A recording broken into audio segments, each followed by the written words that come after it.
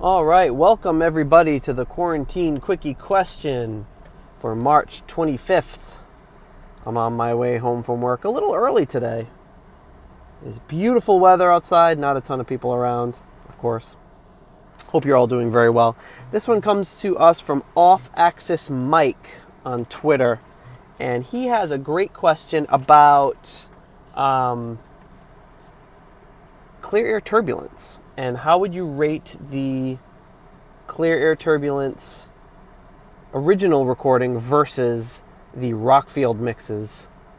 And that's a complicated question. It's something that we have in our queue for things that we were going to be doing as a major show as we get into that album and then review the mixes as well, the different mixes. So the original album, in a nutshell, I prefer the original mix, and I don't necessarily think that has to do so much with it because it's a better mix, but just because I'm used to it and I've heard that album. It's one of my all-time favorite albums.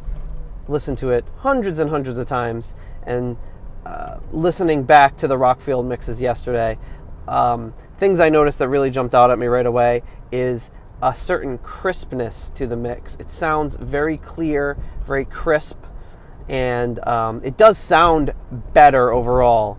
However, I think the things that I just have gotten used to and my ears have gotten used to over the years, I really picked up on that, and I just felt like myself maybe not being as satisfied with that mix. And again, probably because I'm just used to the original mix.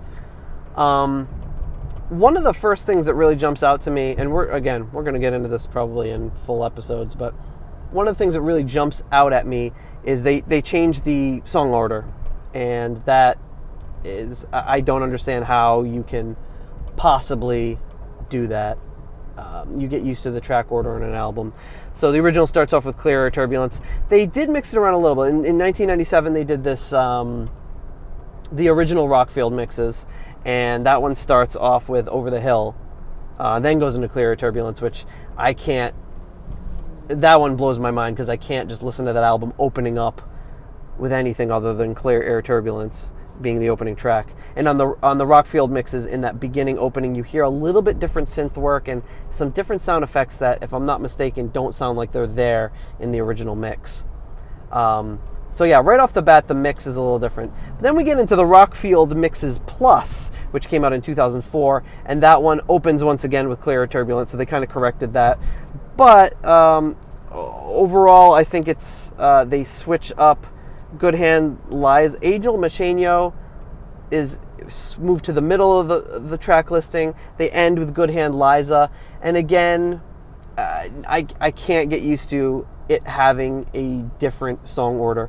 Think of what your favorite album is of all time and think of just shuffling up the tracks in a different order. It just doesn't really quite drive the same way. The 1997 mix includes This Is the Way, which is honestly just a bunch of kind of audio nonsense going on, and they kind of jam that in the middle of the track listing. So that's a little odd. They get rid of it in the Rockfield Mixes Plus, but then I think they kind of stuck it in there as a bonus track. So you've got these bonus tracks of like the Apathy backing track, and oh god, what's the other one? There's another backing track they throw in there. So yeah, I mean, that's just kind of a real quick, off the top of my head, idea of what I feel about the Rockfield mixes. Again, it's one of my favorite albums, so I'll listen to the Rockfield mixes and be pretty happy. But I do miss the original track listing for first and foremost, and then some of the other songs. I feel like the brass on Clear Air Turbulence track, I feel like it's there in parts when it's not there in the original, and then vice versa. It's missing in parts where it's not there. At the very end of the song, when you have that fast ramp up, I feel like there are horns that are really the fast staccato horns at the end that aren't present on the Rockfield mixes, at least as far as I can tell. This is just a quick run through, not really doing a side-by-side comparison, but having listened to the Rockfield mixes on my way to work this morning, that's just kind of remembering my overall thoughts on it. Some points where I feel like the vocals get a little bit lost in the mix. Some points where it sounds like the guitar the Ray Fenwick's like lengthier guitar solos, which I love. They might get a little bit overpowered by some of the synth work that's going on. The synth doesn't take maybe as much of a backseat as it should. But yeah, that's my general overall feeling on the Rockfield mixes. If you're a fan of this album and a fan of Ian Gillan, by all means, get the Rockfield mixes. You'll really enjoy them as just a piece of history. But if I'm going to sit down and I have to put on Clear Turbulence, I'm going to be going and reaching for the original mixes, because that's what I grew up with and that's what I really love.